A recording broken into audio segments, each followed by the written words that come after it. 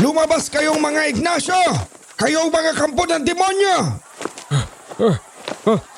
Diyos mio, anong kaguluhan ito? Ilabas nyo ang babaeng yan! Ilabas din nyo ang aswang na yan! Aswang? Mga kabaryo, walang aswang sa pamilya ko. Ilabas din nyo si Raylina! Ilabas nyo ang aswang na yan! Mga leche! Walang aswang sa angka ng mga Ignacio, lalong-lalo na ang asawa ko. Franco, anong nangyayari? Bakit sila naririto? Mga kabaryo, sunugin ang aswang! Sunugin ang bruwang yan! Kitilin ang salot ng bayan! Kitilin ang salot ng bayan! Cynthia, ipasok mo ang Donya sa giitan. Huwag mo ring palalabasin si Francisco. Naiintindihan mo ba ako? Masusunod, senyor. At ikaw, Antonio, kunin mo ang 2x2 ko. Dalian mo, ngayon din. Pasensya na Don Franco. Walang samaan ng loob. Ngunit kailangan naming waksiin ang buhay ng babaeng yan. Huwag mong tatawaging babae. Ang asawa ko! Baka nakakalimutan mo ang lugar mo. Ano pang hinihintay niyo? Sugurin niyo na! Mga inutil! Mga walang silbi! Antonio, ang 2x2!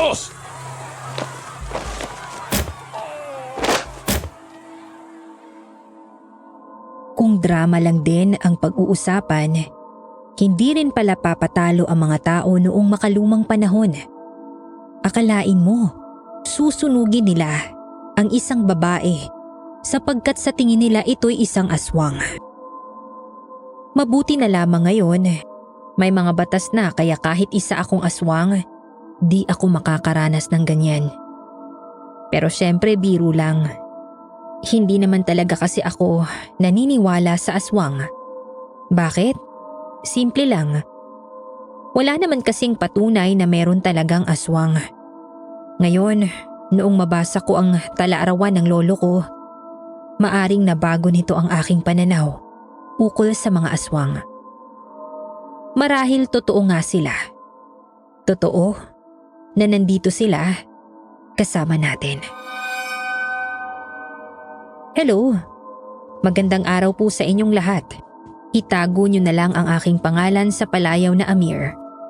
Ang kwentong ito ay hindi ukol sa akin at ito'y nagmula lamang sa aking kanununuan at ito ay nabasa ko lang din mula sa diary ng aking lolo. Kahit ako, noong nabasa ko ito, talagang nangilabot ako sa takot sapagkat talaga namang ito'y hindi kapanipaniwala.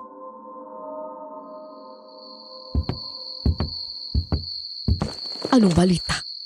Maayos naman po ang karinderya, senyora. Ngunit, paano po kayo? Hindi ba't magagalit ang senyor kapag ito'y kanyang natuklasan? Hanggat walang nagsisiwalat, walang mabubunyag, tandaan mo yan, Cynthia. Naiintindihan ko, senyora. Raylina! Raylina! Ano naman bang ikinagagalit mo, Franco? Kay dilim na lang langit ay nag-iingay ka pa rin. Maaari bang mahiya ka naman sa mga kabaryo natin? Huwag mong binabago ang usapan, Raylina. Wala akong alam sa nais mong maipabatid. Hindi ako pinanganak kahapon, Raylina. Kaya huwag mo akong pinaglolo ko. Ilang beses ko bang uulitin na bawal ka na sa karinderyang yon? Kapag nakita ulit kitang tumungtong sa karinderyang yon, hindi ako magdadalawang isip o mag-aalangan man. Sunugin ang pinaghirapan mo. Pero, senyor, ang senyora ay hindi nagpunta sa karinderya. Marahil maling impormasyon ang inyong nakalap. Pasaway. Ang isang pawang alipin na gaya mo ay dapat alamin ang kanilang lugar sa pamamahay ko. Latiguin ang Donya at ang aliping ito ng 2 beses. Awa po kayo, senyor. Kahit ako na lang ang inyong latiguin, wag lang ang senyora. Humayo ka, Cynthia. Ang isang binibini hindi dapat lumuhod sa isang lalaki.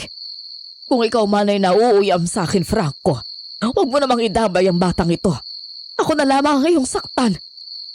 Kung yan ang nais ng Donya, walang anuman, masusunod irog ko. Don Franco! Don Franco, maawa ho kayo kay senyora. Kagagaling luho niya sa sakit. Senyor! Senyor, maawa kayo kay senyora. Itigil niyo na ho ang paglalati ko Gamutin niyo na ang Donya at muling ikulong sa gitan. Senyora! Senyora! Ayos lang ba kayo? Ayos lamang ako, Sylvia. Umalik ka na sa iyong silid. Sige na. Ngunit paano ho kayo, Senyora? Gagamutin naman ako ni Franco. Huwag ka mag-alala. Sumunod ka na lang. Ito'y hindi ko hiling. Utos ko ito sa iyo bilang iyong amo. Masusunod ho.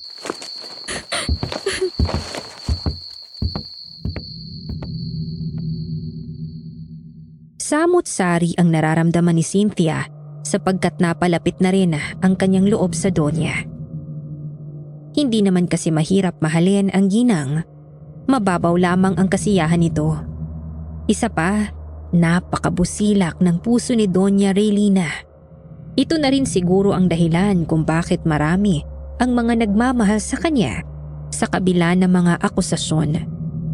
Bukod dito, ubod pa ng sarap ang mga putaheng niluluto niya kaya talagang patok ang kanyang karinderya sa mga tao. Madalas pa nga itong dinarayo ng taga-ibang baryo dahil sa kalidad at mababang presyo ng mga ito. Cynthia. Ano na naman, Antonio? Umagang-umaga, ako na naman pinagdidiskitahan mo? Hindi.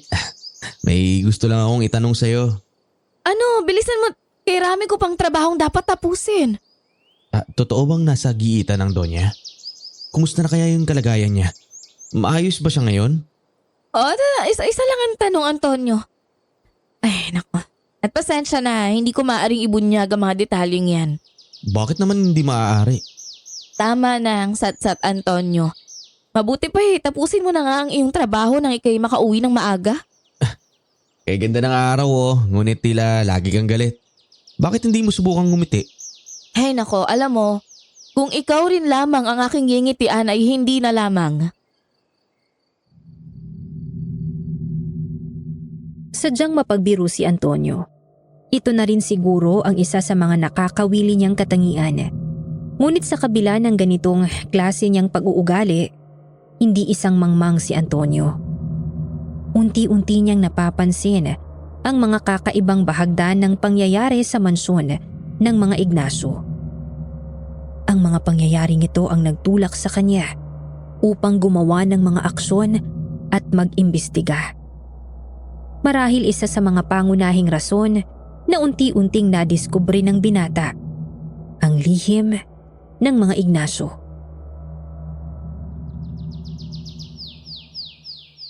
Hindi ko talaga mawari. May kakaiba akong nararamdaman dito. Mukhang marami yata ang iyong iniisip. Kung sakaling marami man maaaring imahinasyon mo lamang iyon. Sigurado ka ba? Yung mga kaluskus kagabi. Mga walang habas na pagkaskas ng kuko sa pader. Kung nais mo pang mapanatili ang iyong trabaho, huwag ka nang masyadong mangialam sa mga naririnig mo. Pero Cynthia, tunay na nakakabahala yung mga tunog na ito. Hindi kaya tunay na may aswang sa pamilyang Ignacio? Itiko mo yung bibig mo. At wag mong babanggitin niyang mga katagang yan kung nais mo pang manatiling buhay rito. Sige na, bumalik ka na sa hardin. At tandaan mo to. Walang aswang sa mga Ignacio. Nauunawaan mo ba? Pasensya na, Cynthia.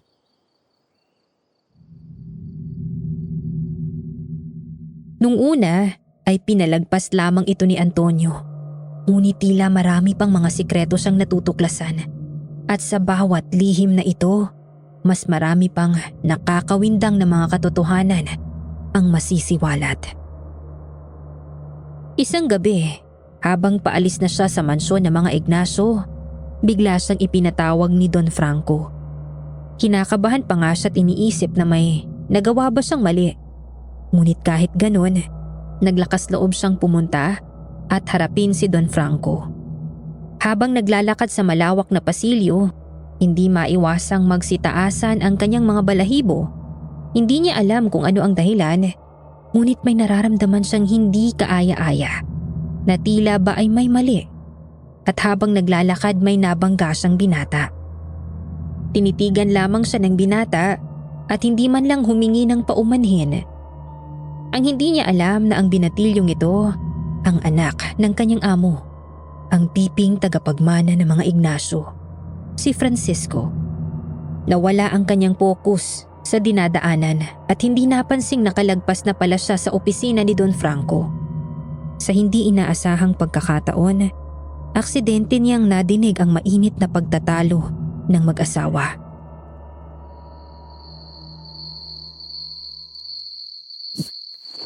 Ano, Franco? Ano? Raylina, kalimutan mo na ang lahat ng yon. Hindi ko sinasadya. Hindi ko yun makakalimutan. Isa kang taksil. Manluloko ka, Franco. Ano? Sasaktan mo na naman ako? Sasaktan mo na naman ako gaya ng pananakit mo sa akin noon. Tama na, Raylina. Wala na sa lugar ang mga sinasabi mo. Wala sa lugar? Baka nakakalimutan mo yung mga ginawa mo noon. Huwag mo nang ipaalala. Natatandaan ko pa. Tandang-tanda ko pa. Malinaw na malinaw pa sa memorya ko ang mga ginawa ko noon. Kaya humihingi ako ng tawad. Tawad? Ginagawa ko lang to para sa'yo kaya makinig ka sa akin, Raylina. Hindi ako babalik doon. Ayoko! Maawa ka, Franco! Ayoko doon! Ayoko na ulit matulog kasama ng mga nagamawa ka sa akin. Oh, mga bantay! Dalhin nyo na pabalik ang Donya sa gitan. Nang gabing yun, hindi nakatulog si Antonio dahil sa mga katanungang umiikot sa kanyang isipan. Gusto niyang sagutin ang mga tanong na ito, ngunit wala siya sa lugar upang mangialam. Kung kaya't ipinagsawalang bahala na lang niya ang narinig at bumalik sa trabaho kinaumagahan na para bang walang nangyari. Kahit sa oras ng pagtatrabaho, wala sa wisyo ang binata. Pinupuno pa rin ng mga tanong na ano at bakit ang kanyang utak. Gustuhin man niya itong masagot, wala siyang magagawa kundi ang manahimik at ipagpatuloy ang kanyang trabaho. Sinubukan niyang alisin ang kanyang isip sa mga narinig kahapon at nagdilig na lamang ng mga mahahalimuyak na bulaklak na tanim ng Donya. Habang ginagawa ito, aksidente siyang natusok ng tinik ng rosas. Medyo napangiwi pa siya sa sakit na dulot nito. Ngunit mas nangibabaw ang pangingilabot sa kanyang katawan nang maramdaman niyang tila may nakatanaw at nanonood sa kanya mula sa bintana ng mansyon. Hindi niya ito masyadong inisip at nagpatuloy na lamang sa pagdidilig. Ngunit ang hindi niya inaasahan ay mas lalo lang siyang maiipit sa mga kababalaghan sa mansyon ng mga Ignacio.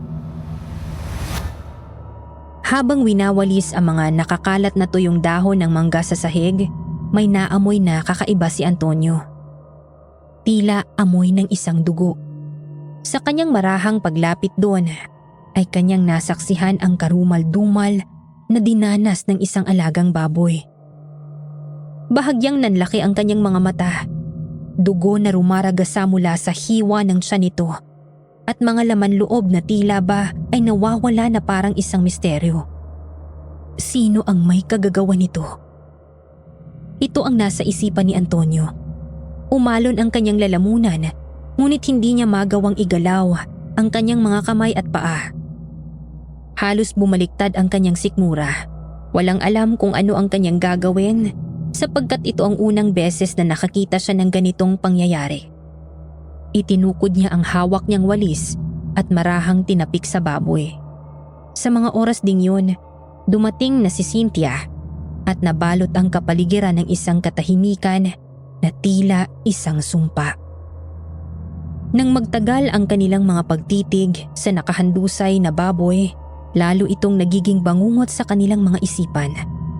Totoo kaya ang mga kuro-kuro na may aswang talaga sa baryong ito?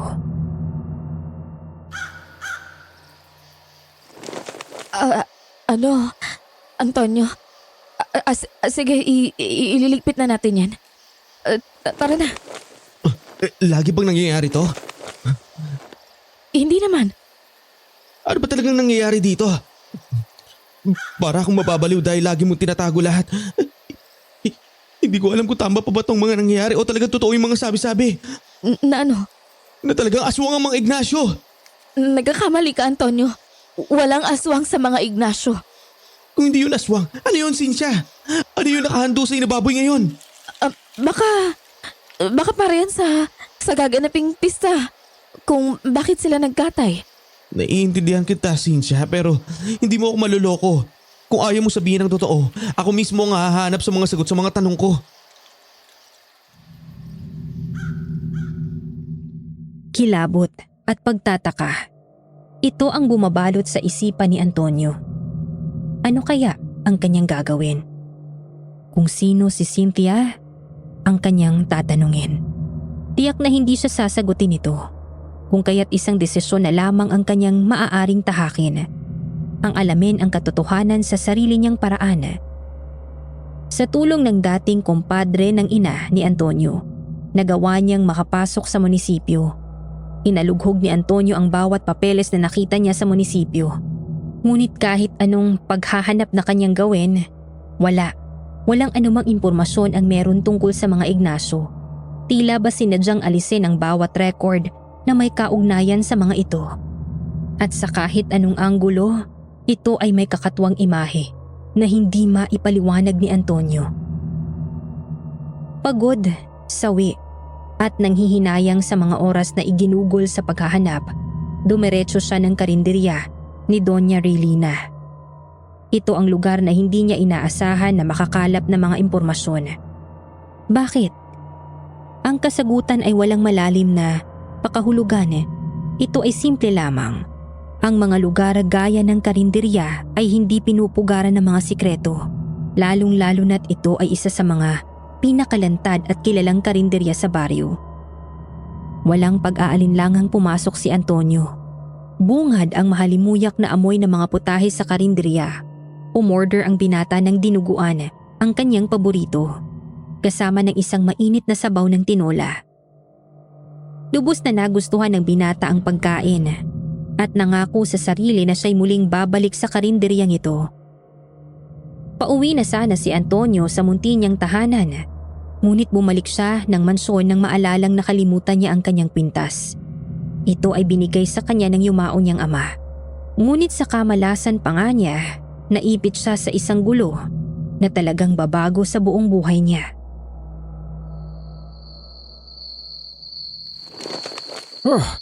Diyos mio, saan na napunta ang Donya?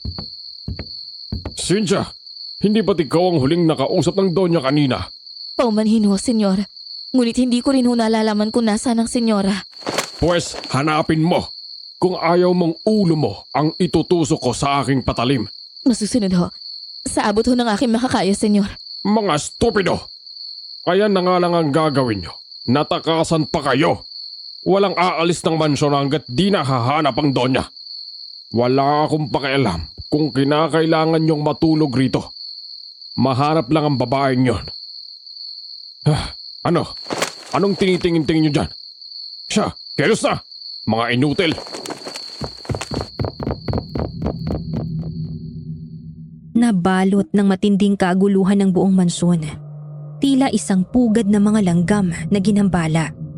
Ang dating payapa at marangyang tahanan ni Don Franco ay naging isang eksena ng pagkakagulo. Ang bawat sulok ay naglalaman ng mga taong aligaga. Ang mga matay puno ng pangamba at ang mga galaw ay nagmamadali. Ang lahat ay naghahanap, nagtatakbuhan, sumisigaw at nagtatanong. Ang kanilang mga boses ay naghahalo sa isang nakakabinging ingay na nagpapatunay ng matinding tensyon. Ang mga katulong, hardinero, kusinero at iba pang tauhan ng mansyon ay parang mga naligaw na tupa. Ang kanilang mga mukha ay nakakalamig sa takot. Hindi lamang dahil sa kanilang pagmamahal sa Donya, kundi dahil na rin sa pangamba na mawalan ng kanilang pinagkakakitaan. Buong gabi kasama ang ibang mga kabaryo, kanilang ginalugad ang kagubatan at doon hinanap ang Donya. Madilim na ang paligid ngunit hindi tumitigil ang mga tauhan ni Don Franco. Sila rin ay napupuno ng takot sa mga posibleng peligro sa paghahanap na ito. Parang may naririnig ako, Cynthia. Kung may naririnig ka man, kaduwagan mo lang yon. Sakit mo naman magsalita. Hindi ka naman Cynthia, may naririnig talaga ako. Baka ahas lang yon. Maari ba, Antonio? Huwag kang duwag. Hindi ka naman pinilit dito eh. Lang? Paano kapag tayo nakagat ng ahas dito? Ano pang silbi ng itak mo? At saka kay lalaki mong tao, sasaktan ka naman ng... Tao pa naman siguro yun, oh. Malamang.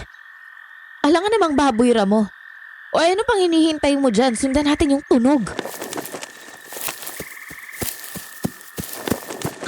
Anong nangyari, senyor? Mga gunggong! Kahit kailan talaga, nasalasiyan na naman tayo ng aswang. Anong nangyari kay Mang Kanor? Kanina lang ay magkakasama kami. Ngunit nang magkaroon kami ng munting alitan ni Kanor, kaya napagdesisyon na naming maghiwalay. Pagbalik ko, nakahilata ng lalaking yan. Nasapulan ko ang aswang sa may braso ngunit mabilis itong nakatakas. Kung ganon, bakit hindi tayo tumigil muna? At saka, bukas na lang ho natin ipagpatuloy yung paghahanap sa Donya. Bukas na ng umaga. Sa ngayon hindi ko maaaring iwan ang Donya. Napakalat-kalat sa gubat. Kung gusto nyo, mauna na kayo. Hindi naman sa nangangailangan ho ako. Ngunit kung hindi ho kayo titigil sa paghahanap ay iisipin nilang kayo ho ang nagdala sa kanila dito upang isa-isang mapatay. Iyo, ano nga ulit ang iyong pangalan? Antonio ho. Ako ho yung kinupkup ni Doña Raylina. Sige, gagawin natin yan. Ngunit sa oras na may masamang kuro-kuro ang kumalat ukol sa aking asawa, ikaw ang malalagot. Alam ko ho. Sa mga kabaryo ko at sa aking mga tauhan, magsibalik na kayo sa inyong mga tahanan. Bukas ay itutuloy ang paghahanap. Ay nako, kung ganyan ka lang sana mag-isip, edi sana ako'y matutuwa pa. Salamat. Alam mo, aminin mo na lang na sadya talaga akong matalino. Ay nako, ewan ko sa'yo, pakahangin mo. Kinabukasan, hindi natuloy ang paggagaluga dahil sa misteryosong bumalik ang presensya ng Donya sa giitan. Doon, tahimik siyang nakaupo habang nagmumuni-muni. Ang katakataka ay nasuyod na ng mga tauhan kahapon ang buong giitan. Ngunit wala ang Donya. Marami tuloy sumisirkulang mga usapan ukol sa Donya na maaaring ang Donya ay aswang. Isa pa, ayon sa kwento ni Don Franco, nadaplisan niya sa braso ang aswang. Gaya ng sugat na meron si Doña Raylina sa bandang taas ng kanyang braso. Don Franco, ano ang gagawin natin? Kumanda ka at maaaring maya-maya lang ay sumugod ang mga kabaryo. Tawagin mo Sino nga ba yun? Si Antonio ho ba? Oo, yun.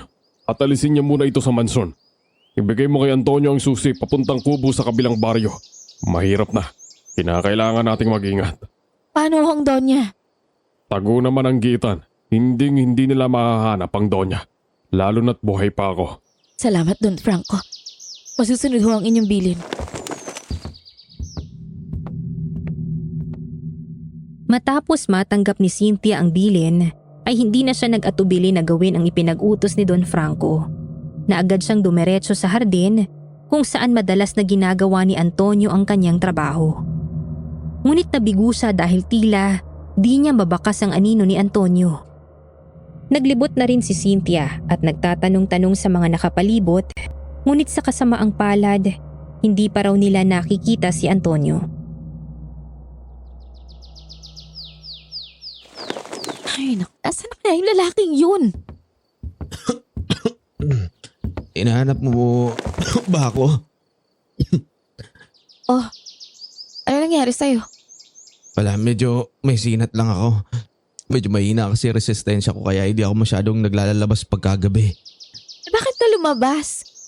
Kung nagpaalam ka man lang sana kay Don Franco, hindi ka sana uugod-ugod ngayon. Ayaw kasi kitang iwan. Mahirap na sa babae mapag-isa tuwing gabi. Sino naman nagsabing kailangan ko ng proteksyon mo, no? Wala naman akong binagit na gano'n Ang akin lang, mag-ingat ka. Oo nga pala. May inuutos si Don Franco sa'yo. Ano yung pinagutos ni Don Franco? Ito yung susi sa isa sa mga kubong pag-aari ni Don Franco. Mamayang 6:00 ng gabi ilalabas mo si Francisco, ang anak ni Don Franco. Sa ikalawang palapag, 4 na kwarto, doon mo makikita si Senyor Francisco. Libangin mo muna siya dahil mahirap yun paalisin sa kwarto niya. Hindi yun naaalis hanggat hindi mo uutuin. At isa pa, hindi nakakapagsalita yun. Sige, nauunawaan ko. At nga pala, huwag mong kalimutang kumatok ng 3 beses sa kwarto ng senyor. Naintindihan mo? Bakit? Huwag ka ng maraming tanong, gawin mo na lang.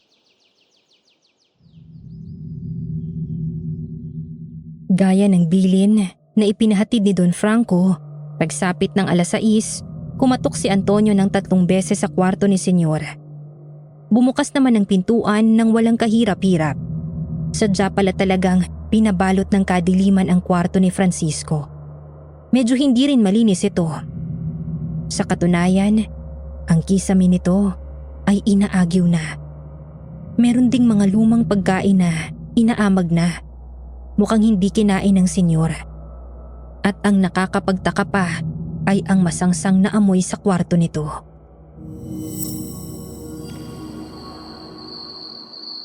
Senyor? Senyor? Nasaan ho kayo? Papasok na ho ako, senyor. Magandang hapon po. Ako yung naatasang tauhan ni Don Franco na mag-alaga sa inyo.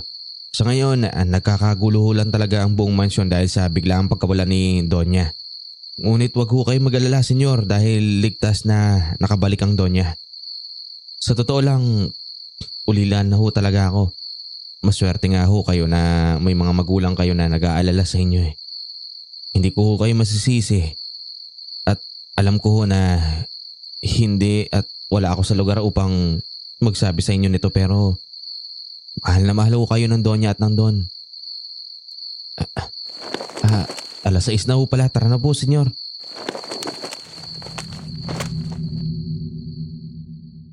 Nagulat si Antonio nang kusang tumayo si Francisco. Sapagkat ayon kay Cynthia, talaga raw mahirap pasunurin ang senyor.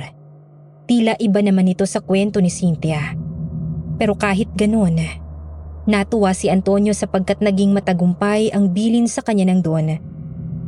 Gaya ng pinag-utos ni Don Franco, dinala ni Antonio si Francisco tungo sa kabilang baryo. Sumakay sila ng padyak upang maiwasan ang mga di kailangang atensyon mula sa mga tao. Naging maayos naman ang kanilang biyahe sa kabila ng mabatong daanan. Wala namang mga problemang napagdaanan sina Antonio, liban sa malamig na simoy ng hangin at hindi gaanong komportableng pwesto nila sa padyak. Nang makarating na sila sa kanilang destinasyon, binuksan ni Antonio ang pintuan ng munting kubo. Hindi gaanong kalakihan ng kubo ngunit kasya naman para sa 2 tao. Sinubukan ni Antonio na pakainin ng senyor, ngunit hindi nito ibinuka ang kanyang bibig. Sa huli ay sumuko na si Antonio at nilisan na lamang ang katawan ni Francisco. At habang ginagawa niya ito, napansin niya ang sugat sa braso ni Francisco. Ang sugat na ito ay sariwa pa at mukhang malalim. Bagamat hindi nagsasalita si Francisco, dama na ni Antonio ang hindi pagsang-ayon sa mata ng senyor. Mukhang hindi pumapayag sa mga kilos na ginagawa ni Antonio. Dahil dito, kinalimutan na lamang ni Antonio ang ideya na linisin ang katawan ni Francisco. Kahit ganito, hindi niya maiwasang mangamba para sa binata sapagkat ang kanyang sugat na natamo ay may pagkamalalim at maaari pang magkaroon ng impeksyon kung hindi agad matutugunan. Matapos ang mahabang pagmumuni-muni, humiga na si Antonio sa kanyang higaan at saka mahimbing na natulog nang mapansing tulog na si Francisco. Sa mga oras na yon, walang kaalam-alam si Antonio sa mga nangyayari sa paligid. Ang alam niya, nakahiga siya sa banig. Buong katawan niya ay tila paralisado at hindi makagalaw. Sinubukan niyang imulat ang kanyang mga mata o kaya naman ay igalaw ang kanyang kamay at paa. Ngunit sa huli ay nabigo siya. Palapit ng palapit, pabigat ng pabigat ang mga yapak. Tumaas na rin ang mga balahibo ni Antonio. Tagaktak na rin ang pawis sa kanyang katawan. Nahihirapan na rin siyang makahinga ng maayos. Ngunit kahit ano pang gawin, malapit na siya. Sadyang malapit na ang aswang. Ang aswang na kanilang tinutugis, ngayon ay nasa harapan na ni Antonio. Masusing pinagmamasdan ang kaawa-awang sitwasyon ni Antonio. Kahit anong pagpupumiglas ang gawin ni Antonio, wala siyang nagawa sa mariing pagsakal ng aswang na ito. Mabuti na lamang at hindi nito agarang kinain si Antonio o kaya naman si Francisco. Nanalangin na lamang si Antonio at sakto, pagbangon niya sa kama, wala nang aswang ang sumakal sa kanya. Tanging si Francisco na kasalukuyang nakatayo at nakatitig sa kanya. Gising na ho kayo? Pasensya na ho, senyor. Medyo nahuli lang ako ng gising ngunit ipaghahanda ko na ho kayo ng pagkain. Kumusta po pala yung tulog ninyo? Ako ho kasi hindi ako masyadong nakatulog. May mga masama po kasi ako na panaginipan. Antonio! Antonio, buksan mo yung pinto, bilis! Anong meron, Cynthia? Saraduhan mo lahat ng bintana. Gayun din yung mga pintuan. Dalian mo! Anong nangyayari? Bakit nagsisigawan ng mga tao? Ipapaliwanag ko lahat mamaya. Pero Antonio, nagmamakaawa ko. Balikan natin si Don Franco at Doña Relina. Gagawin ko lahat ng gusto mo. Basta balikan lang natin ang Don at Doña. Babalikan natin ang Don at Doña. Huwag ka na umiyak. Salamat, Antonio. Hindi mo alam kung gaano kaalaga sa akin to. Salamat. Maraming salamat. Kung gusto mo pagbalik natin Tahan na, Cynthia. Babalikan natin ang Don at Doña. Nabalot ng takot si Cynthia. Takot na baka tuluyan ng magapi ang mag-asawang Ignacio ng mga kabaryo. Hindi ito ang unang beses na sila'y sinugod at pagtangkaang patayin. Ngunit iba ngayon, mas agresibo at determinado ang mga kabaryo na gapiin ang Donya. Ang nais nila ay hustisya. Hustisya sa kamatayan ni Canor. Walang paawat ang mga kabaryo. Sinubukan nilang buksan ng puwersa ang pintuan ng munting kubo. Dahil dito, kinailangan na nilang tumakas. Cynthia, lumabas na kayo ni Senyor Francisco. Ito ang susi. Gamitin niyo ang pintuan sa likod. May padyak na akong inarkila kahapon pa lamang. Dumiretso na lang kayo sa palengke kung saan matao. Sigurado ako hindi kayo masusundan doon. Paano ka, Antonio? Hindi kita maaaring iwan dito. Makinig ka sa akin, Cynthia. Kung maglala, susunod ako. Ngayon, ang kailangan mong gawin ay ilayo ang senyor dito sa baryo. Huwag kang magalala, Cynthia.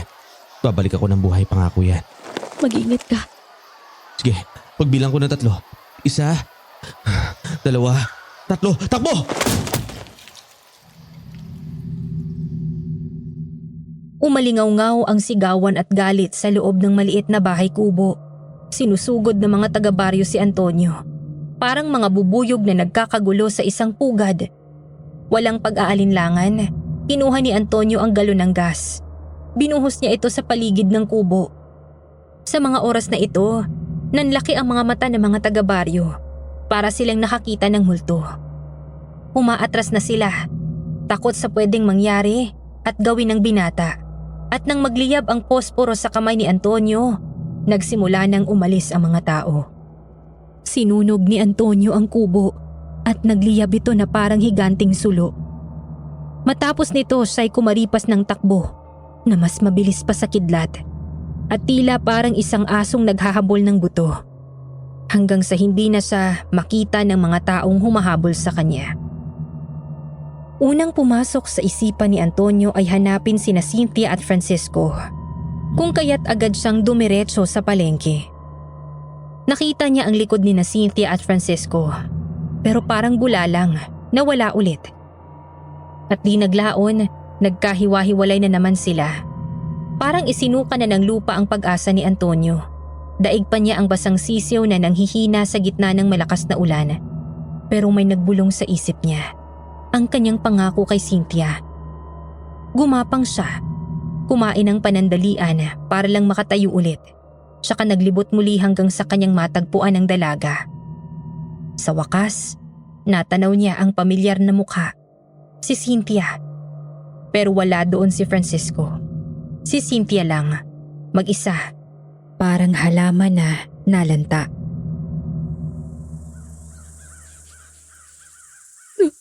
Nawala ko si Senyor. Nawala ko siya. Kasalanan ko to. Sige na. Hanapin natin ang senyor at pagbalik ay ililigtas natin si Don Franco at Doña Raylina. Ewan ko, hindi ko na talaga alam ang gagawin ko. Dapat una palang nakinig na ako kay inay. Kung gayon hindi sana ako naipit sa ganito. Anong ibig mo sabihin, Cynthia? Bago namatay si inay, may binigay siya sa aking papel. Lokasyon ng tirahan ng mga Ignacio. Pinapili na ako. Kung nais ko raw bang maglingkod sa mga Ignacio o manatili sa munti na aming tirahan. Binigyan niya ako ng mga paalala pero di ko siya pinakinggan. Kung gayon, bakit ka tumuloy? Mahirap ang sitwasyon namin. May bunso akong kapatid. 7 taong gulang. Si Sito. Pumunta na kami sa iba't ibang albularyo. Dinala ko na rin siya sa doktor ngunit wala rin kaming napala. Hanggang sa namatay si inay. Gumuho ang mundo ko. Pero masisisi mo ba ako kung naisip kong maging sakim, ha? Ayoko mawalan pa ng pamilya, Antonio. Ayoko na. Kaya nagtrabaho ako rito. Kumalma ka na, Cynthia. Sa ngayon, kailangan mo maging malakas para kay Sito. Huwag kang sumuko. Naiintindihan mo ba ako, Cynthia? Tama ka. Tama ka, Antonio. Kailangan ko maging malakas. Tara na, Cynthia. Hanapin muna natin ang senyor dahil malapit ng dumilim.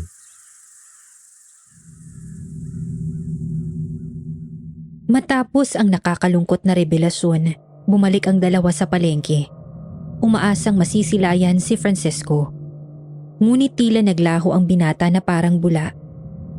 Hinanap din nila sa buong baryo, bawat sulok at eskinita, ngunit bigo silang matagpuan ito. Isang huling pag-asa na lamang ang natitira. Ang masukal na damuhan na tulay sa 2 baryo. Nag-aalangan man dahil sa papalapit na takip silim, ipinagsawalang bahala na lamang nila ang takot at nagpatuloy. Ang pag-aalala para kay Francisco ang nagtulak sa kanila.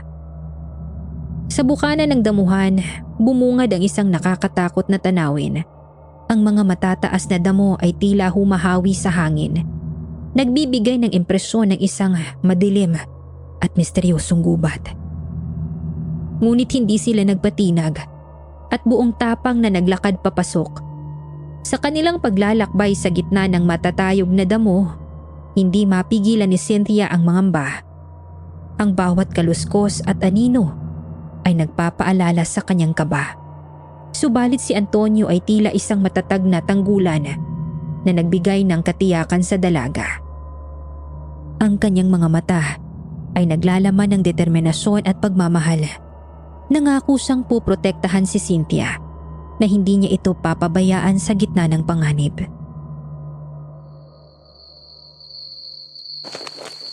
Dito ka na muna. Huwag kang aalis dito dahil mapanganib kung pupunta ka rin sa kaloob-looban ng damuhang ito. Mag-iingat ka, Antonio.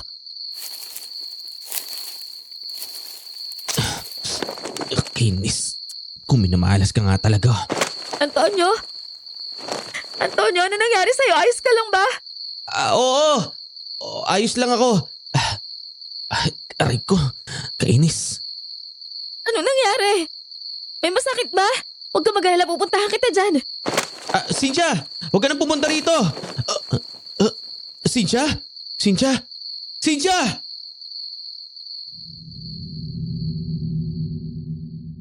Kahit na tila naghihikahos ang kanyang mga paa, pinipiga ng sakit at hapde mula sa mga bubog na tumarak dito. Hindi nagpatinag si Antonio. Ang kanyang isipan ay puno ng pangamba. Isang nakakatakot na imahe ng kung ano ang pwedeng mangyari kay Cynthia ang nagtulak sa kanya. Ang pagkatakot na yon ang nagbigay sa kanya ng lakas. Isang puwersang nagtulak sa kanya na tumayo sa kanyang pagkakalugmok. Sa bawat paghakbang, ramdam niya ang kirot na tila mga karayom na sumusundot sa kanyang mga paa. Ngunit ang sakit na ito ay hindi sapat upang pigilan siya. Sa halip, nagbibigay pa ito ng determinasyon, isang paalala na mas matindi ang kailangan niyang gawin. Tulad ng isang sundalong nagmamarcha sa gitna ng digmaan, inipon ni Antonio ang buo niyang lakas upang harapin ang hindi tiyak na kinabukasan. Walang pag-aalinlangan, agad niyang sinimulan ang paghahanap. Ang kanyang boses, na dati kalmado ay naging isang sigaw na tila nagmumula sa kaibuturan ng kanyang kaluluwa. Paulit-ulit niyang tinatawag ang pangalan ni Cynthia. Ang bawat sigaw ay naglalaman ng pag-aalala at depresyon. Ngunit ang tanging sumasalubong sa kanya ay ang nakakabinging katahimikan. Isang sagot na tila tumutusok sa kanyang puso. Ang kamay niya, nanginginig ngunit puno ng determinasyon, ay walang pagod na hinahawi ang mga damo. Hindi na alintana ang posibleng mga panganib na nag-aantay sa kanya sa dilim. Ang tanging iniisip niya ay ang makita si Cynthia, ang dalagang mahalaga sa kanya. Ang sakit sa kanyang mga paa ay hindi na balakid, bagkos ay naging isang paalala na kailangan niyang magpatuloy. Habang tumatakbo, ang kanyang mga mata ay naghahanap ng kahit anong bakas ni Cynthia. Ang bawat tunog, ang bawat galaw ng dahon ay sinusuri niya ng mabuti. Umaasang marinig ang pamilyar na tinig. Sa gitna ng kanyang paghahanap, biglang nanumbalik ang sigla kay Antonio nang marinig niya ang isang pamilyar na sigaw. Ang boses na yon, puno ng takot ngunit puno rin ng pag-asa, na nagmula kay Cynthia. Sa sandaling yun, ang kanyang mga paa ay tila nakadama ng ginhawa. Hindi na niya alintana ang mga bubog na tumutusok sa kanyang mga paa. Kumuha siya ng isang matigas na kahoy at dumiretso sa lugar kung saan nagmumula ang tunog. Tulong! Tulong! Tulungan niyo ako! Wisit kang aswang ka! Mamamatay ka! Tapusin siya! Antonio! Akong harapin mo, aswang ka! Akong putiryahin mo! Ang aswang! Ang aswang ay narito sa baryo! Matapos ang nakakakilabot na pagtakbo, sa wakas ay nakarating si Antonio sa bukana ng malawak na damuhan. Ang kanyang paghingal, ang pawis na tumutulo sa kanyang noo, at ang bakas ng takot sa kanyang mga mata. Lahat ay nagpapatunay sa mapanganib na pakikipagsapalaran na kanyang dinaanan. Tunay na ang kanyang pagdating ay isang dramatikong eksena na umagaw sa atensyon ng lahat. Nakahinga rin ng maluwag si Antonio nang makita niya si Cynthia na nakatayo sa gitna ng mga tao, buhay at ligtas. Ang kanyang pusong kanina mabilis at puno ng pangamba ay unti-unting kumalma. Napuno naman ang kanyang mga mata ng kagalakan at pasasalamat. Sa kabila ng lahat ng pinagdaanan, nakita niya si Cynthia na buo at walang pinsala. Nagkaroon ng isang munting pulong ang mga taga-baryo. Ang kanilang mga mukha ay nababalutan ng pag-aalala at takot.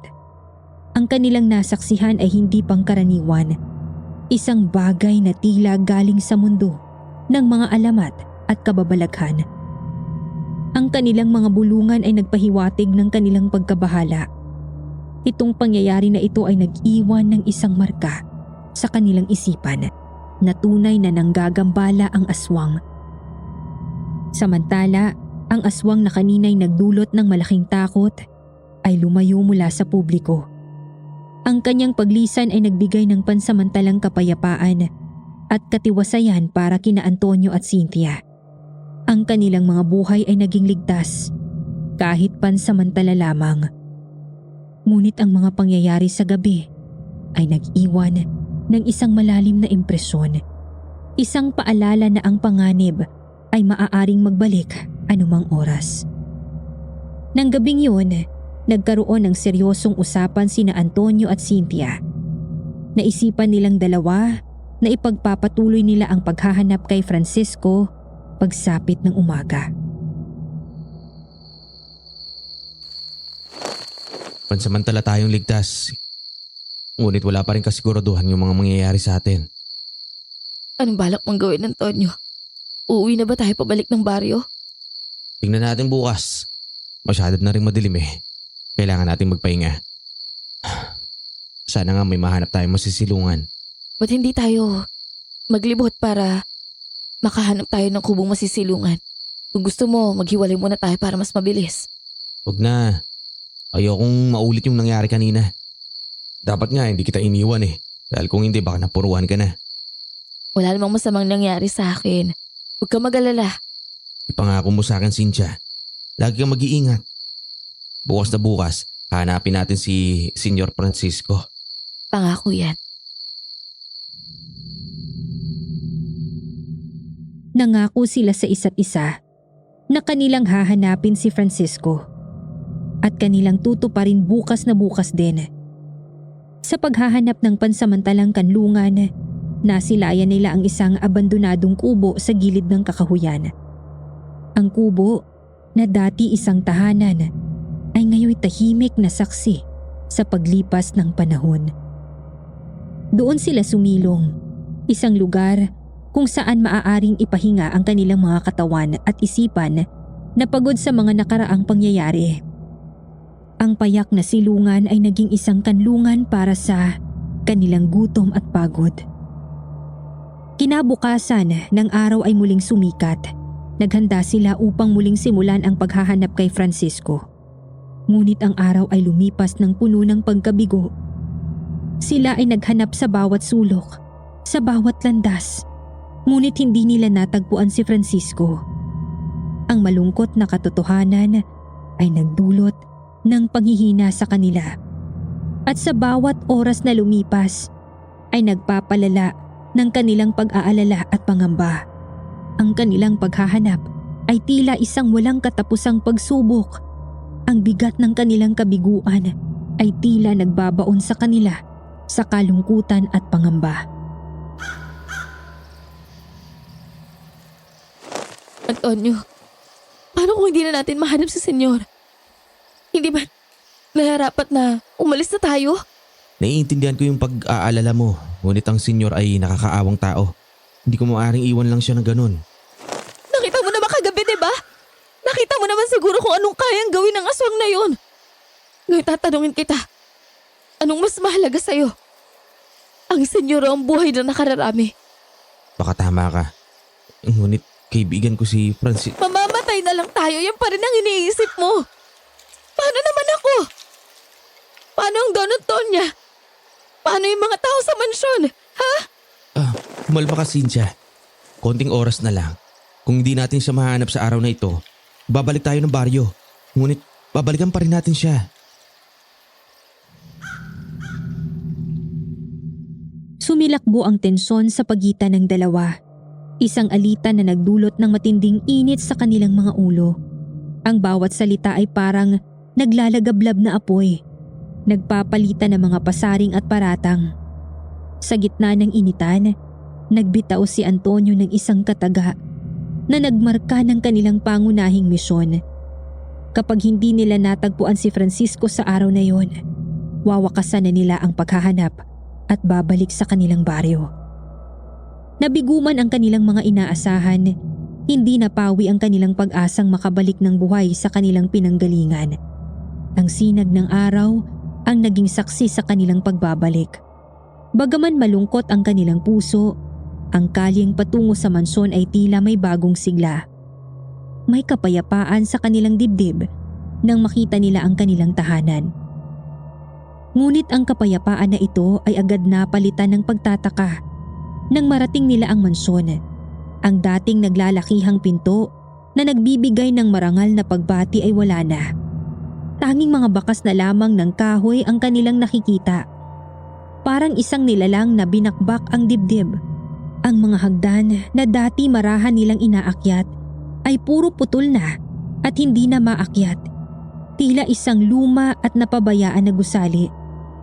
Ang hardin na dating puno ng mga buhay at makukulay na bulaklak na nagsasayawan sa hangin ay ngayon isang malungkot na larawan ng pagkasira. Ang mga talulot ng rosas na dating nag-aanyaya ng mga halik ay ngayon tuyo at kulay lupa. Wala nang buhay, parang isang kaluluwang naghihingalo. Halos ang buong mansyon ay nagdurusa sa matinding pinsala. May mga haligi na parang nilapa ng halimaw. May mga dingding na puro bangas. Para silang sumabak sa isang malagim na pakikidigma. Ang tahimik na mansyon ay ngayon isang tahimik na saksi sa isang bangungot na nanatili sa kanyang pader at sa kanyang kaluluwa. Itong mansyon na dati simbolo ng kasaganahan at kapayapaan ay ngayon nagpapakita ng kalungkutan at pagkasira. Tila isang sugatang hayop na naghihintay ng kanyang huling hininga. Antonio, ano kaya nangyari sa Don Antonia? Huwag kang mag-alala. Hanapin natin sila. Mag-uli-uli muna tayo at umanap na maaari nating magamit. Sa tingin mo ayos lang ba sila? Hindi ko rin alam eh. Sa ngayon, manalangin na lang muna tayo sa Diyos na sana ligtas sila sa kapahamakan. Mukhang wala nga sila dito. Niwala kahit ang tsinelas ni Don Francisco na lagi nakakalat at tinatangay ng munti nilang aso. Kung ganoon, wala tayong mapapala sa lugar na to. Marahil may naisip ka bang ibang lugar na madalas nilang puntahan? Wala akong ibang maisip kundi yung karinderya kung saan nagkakilala ang Don at Donya. Sige, tuloy mo. Anong meron sa karinderyang yon? Sa totoo lang, ipinagkasundo ang Donya kay Don Franco. Ayaw ng Donya sa kanya sapagkat isa itong malupit na amo. Sa katunayan, si Don Francisco mismo ang humingi ng kamay ni Donya Relina. Nahulog raw ito sa angking kagandahan ng Donya. Hindi naging maganda ang kanilang pagsasama ngunit para sa kanilang anak, tiniis nila ang isa't isa. Ayaw na ayaw ni Don Franco na pumupunta si Donya Relina sa karinderya sapagkat iniisip niyang nanlalalaki ito. Ngunit ang katotohanan, mahal lang talaga ng Donya ang karinderyang ipinamana sa kanya ng kanyang ina. Mas naging malala ang pagtrato ng Don sa ating Donya hanggang umabot sa sakitan at madalas na ikinukulong niya ito sa isang piitan. Ngunit kahit ganoon mahal na mahal ni Don Franco ang Donya. Asan ka naman nakakita ng pagmamahal na nakakasakal? Hindi pagmamahal ang nararamdaman ni Don Franco sa Donya. Baka takot lang yun na makuha siya ng ibang tao. Marahil ay tama ka nga. Pero hindi na yan mahalaga. Nandito na tayo sa ganitong punto. Hindi na natin maisasalba ang mga bagay na nakatalagang mangyari. Ano? Tara na. Halina't pumunta na tayo ng karinderya.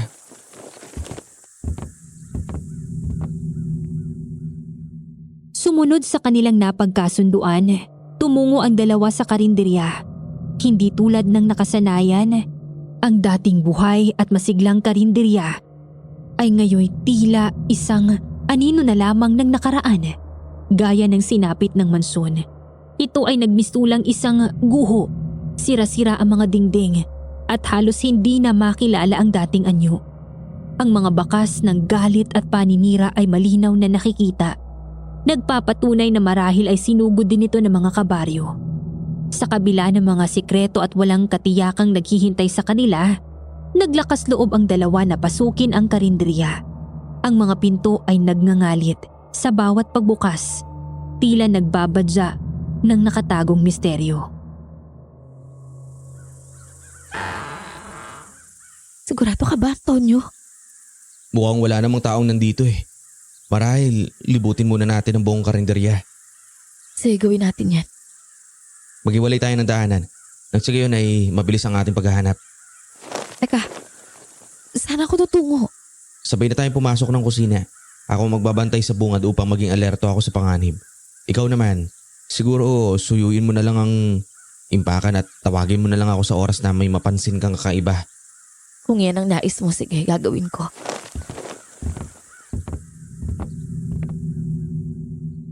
Sa simula, ang karinderya ay tila walang kakaiba. Ang mga mesa at upuan ay nakakalat. Ngunit nang pumasok sila sa kaloob-looban ng kusina, tila may kakaibang aura. Ang hangin ay naging mas mabigat. Puno ng mga hindi masabing damdamin. Sa mga oras ding yun, naghiwalay ang dalawa. Nagpasya, nagalugarin ang karinderya ng masinsinan. Si Cynthia ay tumungo sa imbakan. Isang madilim na sulok na puno ng mga garapon at kagamitan. Samantala si Antonio ay pumunta sa mga lutuan kung saan nakasalansan ang mga kaldero at kawali. Sa una wala namang mali, ang mga gamit ay nagkalat lamang. Tila iniwang basta-basta, ngunit nang buklatin ni Cynthia ang isang kapiraso ng marungis na damit na nakataklob sa isang garapon, isang malakas at nakakakilabot na sigaw ang bumalot sa katahimikan ng karinderya. Ang kanyang tinig ay naglalaman ng pagkabigla, takot at labis na pagkabahala na agad namang nagpaalerto kay Antonio. Sa gitna ng madilim at maamoy na silid, nakahanay ang mga garapon. Hindi mga ordinaryong garapon. Sa loob ng isang garapon, lumulutang ang isang mata na tila mula sa yumaong tao. Nakatitig sa kawalan. Hindi lang yun. Sa tabi nito, andyan ang iba pang mga garapon. Bawat isa'y may nakakapangilabot na laman. Isang daliri na may singsing na ginto. Isang kapilas ng tenga. Mga kuko na pinagkaitan ng paglaki. Subalit ang higit pa sa mga garapon ay ang mga nakakalat na bituka. Parang mga ahas na nakaratay sa sahig. Ang amoy ng dugo ay sadyang bumabalot sa hangin. Nagpapabigat sa dibdib ni Cynthia. Napagtanto niya na ang mga hinala ng mga taga-baryo ay tama. Ang donya, ang matagal na nilang kinatatakutan na aswang.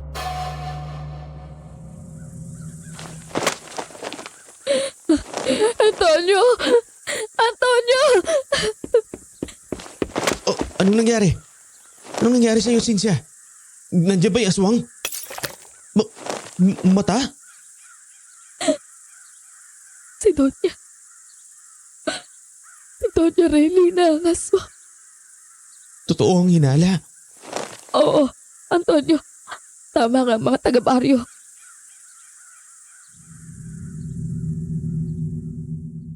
Hindi pa rin matanggap ng dalawa ang biglang revelasyon. Ang bawat piraso ng impormasyon ay tila isang palaisipan na nagtutulak sa kanila na mas malalim pang maghanap. Hindi nila kayang baliwalain ang bigat ng kanilang natuklasan. Mas tumindi ang kanilang pagnanais na alamin ang buong katotohanan. Sa gitna ng lumalalang tensyon, nagpasya si Cynthia na lumabas muna ng karinderya. Kailangan niya ng sariwang hangin upang maibsan ang naguguluhang isip at makapag-isip ng malinaw. Umaasa siya na ang katahimikan ng paligid ay makakatulong na pakalmahin ang kanyang nababagabag na damdamin. Samantalang si Antonio ay naiwan sa loob ng karinderya. Sa labas napadpad si Cynthia sa isang malaking bato na tila ba isang matandang bantay ng lugar. Dito niya piniling umupo. Hinayaan ng malamig na hangin na haplusin ang kanyang mukha. Ipinikit niya ang kanyang mga mata. Pilit na inaalis ang mga gulo sa kanyang isipan. Ngunit sa gitna ng kanyang pagmumuni-muni, isang pamilyar na figura ang umagaw ng kanyang pansin. Isang batang lalaki, ang kanyang nakababatang kapatid na si Sito, ang dahan-dahang lumapit sa kanya. Walang imik itong nakatayo sa kanyang harapan. Ang kanyang maliit na kamay ay biglang humawak sa kamay ni Cynthia at dahan-dahan niyang hinigit si Cynthia tungo sa karinderya. Sa pagpasok, agad nitong tinuro ang isang pintuan na malapit sa kinauupuan ni Antonio. Hindi man nagsalita si Sito, ang kanyang mga mata ay may pinapahiwatig. Isang kailangan na dapat nilang malaman. Ang katahimikan ng bata ay nagbigay ng mas malaking misteryo sa kanila. Ano ang nasa likod ng pintuan? Bakit nito gustong ipaalam ni Sito sa kanila? Teka, bakit mo ko dinala dito, Sito? Ate, katukin mo po ang pintuan ng 3 beses. Bakit? Ano meron dyan? Cynthia, sinong kausap mo dyan? Sino pa ba? Si Sito ang kausap ko. Itinuturo niya ang pintuan sa likod mo. Sito? Wala ka namang kausap ah. Wala dito ang kapatid mo. Pero sino itong batang nasa tabi ko? Bata? Wala namang bata sa katabi mo. Meron nga, maniwala ka. Pero kanina nandito lang siya eh. Itinuturo niya pa nga yung pinto at sinasabing katukin ko daw ito ng 3 beses. Nalilito ka lang, Cynthia. Baka dahil sa pagod din.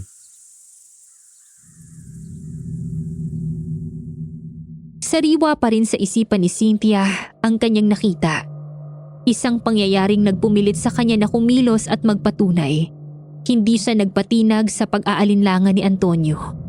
Bagkus ay buong tapang niyang iginiit ang kanyang nasaksihan. Wala nang nagawa si Antonio kundi ang sumunod na lamang. Magkasama silang tumungo sa pintuan, isang pintuang hindi pangkaraniwang anyo. Sa kanilang pagkatok, isang kakaibang gulat ang bumalot sa kanila nang ito'y dahan-dahang bumukas na parang may sariling buhay.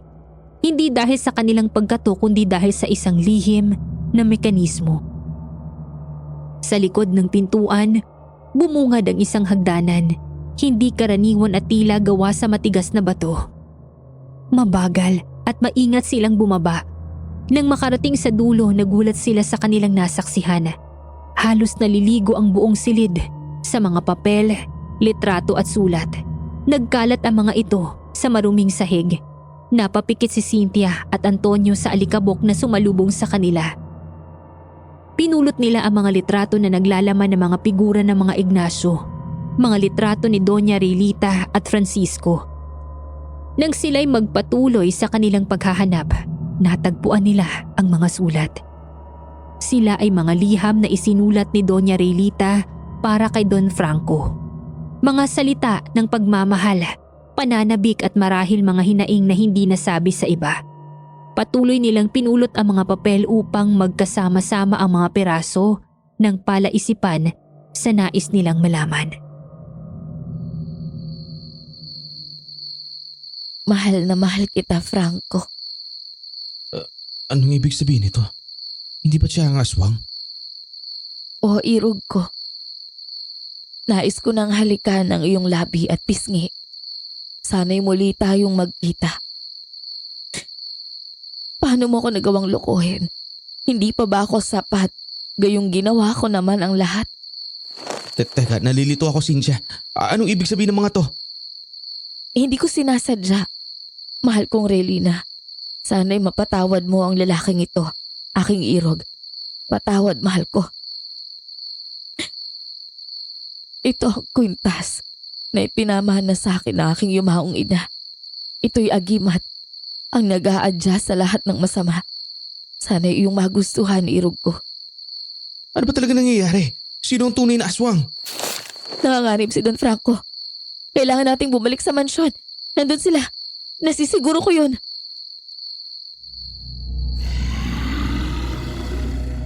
Nang makarating sina Cynthia at Antonio sa malapad na tarangkahan ng mansyon, parang huminto ang paghinga nila dahil sa tensyong bumalot sa paligid. Hindi pa sila nakakapasok ng lubusan ay narinig na nila ang mga nakakakilabot na ungol at sigaw mula sa loob. Nagpalitan sila ng tingin at dahan-dahang pumasok. Sa mismong sala ng mansyon, bumulala sa kanilang paningin ang isang eksenang nakakapanindig balahibo. Nakita nila si Doña Relina na parang isang hayop na nagwawala sa gitna ng malawak na espasyo. Ang kanyang buhok ay gulo-gulo. Mga mata ay nagniningning sa galit at pagkabaliw. At ang kanyang mga kamay ay desperadong kinakamot ang likod ni Don Franco. Ngunit higit sa nakakagimbal ang reaksyon ni Don Franco. Nakatayo lamang siya, parang isang estatwa. Hindi man lamang gumagalaw o nagpapahiwatig ng pagpapahirap. Ang kanyang katawan ay tila naging malambot na manikin, hindi tumutugon sa mga kuko ng kanyang asawa. Tanging ang kanyang mukha ang nagbibigay ng kakaibang ekspresyon. Isang kombinasyon ng pagdurusa at kawalan ng pag-asa. Parang kinain na siya ng sarili niyang pagtitiis. Sa kasagsagan ng kaguluhan, napansin ng mga nanlilisik na mga mata ni Donya sina Cynthia at Antonio. Ang kanyang mga mata ay huminto sa kanilang pagwawala at bumaling sa dalawa. Nang magtama ang mga mata nila ni Cynthia, naramdaman ni Cynthia ang nagbabadyang panganib. Doon walang pag-aalinlangan ay kumaripas na sila ni Antonio ng takbo patungo sa labasan ng mansyon, habang ang mga sigaw ni Doña Raylina ay sumisigaw sa kanilang mga likuran. Ang tanawin na kanilang nakita ay nakaukit sa kanilang mga isipan. Isang alaala na malamang hindi nila makakalimutan. Papatayin ko kayong dalawa! Papatayin ko kayong dalawa! Takot na ako, Antonio. Ano ka ba? Paano kung dito na tayo mamamatay? Huwag kang magalala, nandito lang ako. Tama na ang satsat. Wala na kayong matatakbuhan. Nasa dulo na kayo ng mansyon at wala na kayong takas. Ano na tayo, Antonio? Mamamatay na ba tayo? Hindi ako hahayaang mangyari yun sa atin. Sige na, lumikod ka na, Cynthia. Ako na bahala rito. At ano naman ang magagawa mo? Wala kang magagawa. Pasensya na, mahal ko. Tumakbo na kayo. Dadalhin ko kayo sa labas ng baryo. Pumunta kayo ng Maynila. Kaya ko ang sarili ko. Hindi ang Donya ang dapat katakutan. Ano ang ibig niyo sabihin? Hindi ang Donya ang aswang. Walang iba kundi si Francisco. Si Francisco? Siya ho ang aswang? Kailangan nyo nang magmadali. Kailangan nyo nang makaalis rito. Ano pong ibig niyo sabihin? Hindi ba si Doña Raylina ang aswang? Yung mga nakita namin sa karinderya, yung mga garapon. Wala tayo sa oras para magkwento. Kailangan nyo nang lumisan.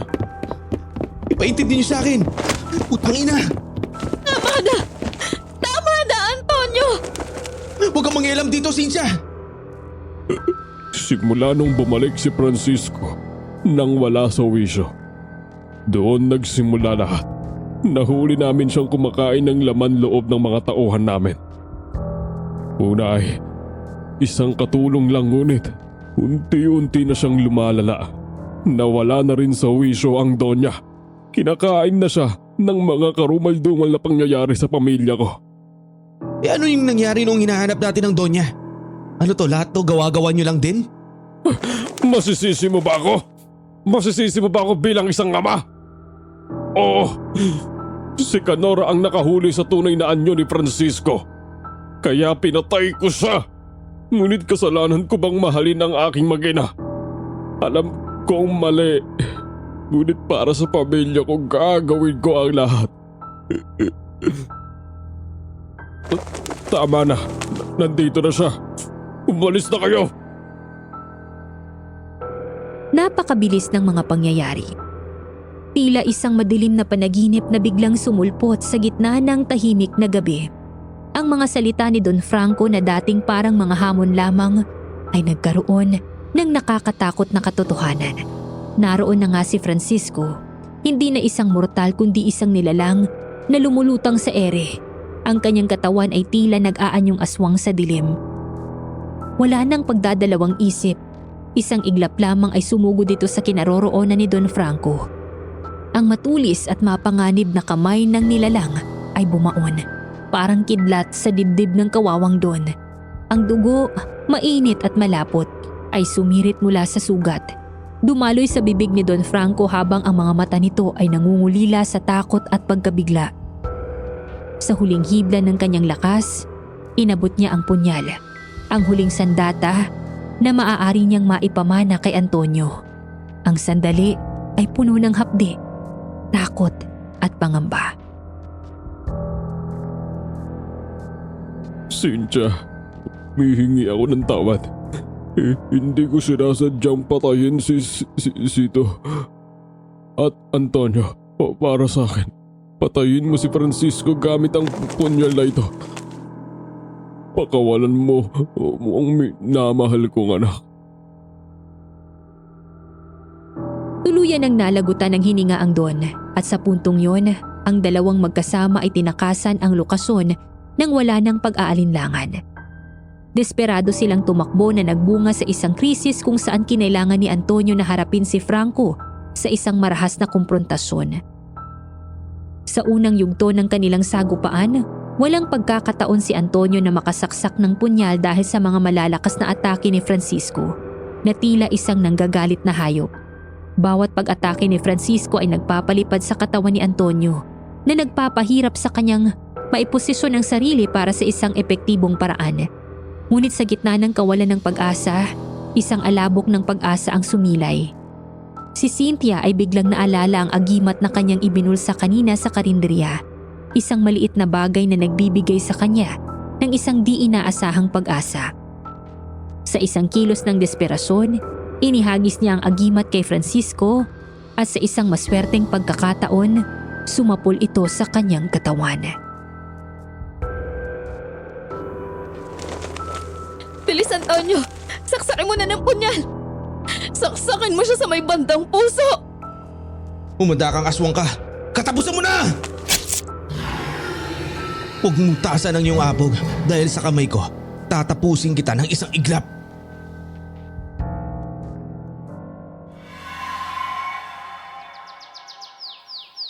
Raya, Elena, nakain na tayo ng hapunan. Nasa labas pala ang dalawang batang yun, naglalaro. Sige, mamaya tatawagin ko. Salamat, Antonio. Salamat sa lahat. Alam mo, hindi ko inaakala na sa kabila ng lahat, aabot tayo sa ganitong punto. Alam mong mahal kita, Cynthia, kaya lahat ng yun, wala lang. Basta, kasama kita ngayon. Mahal din kita.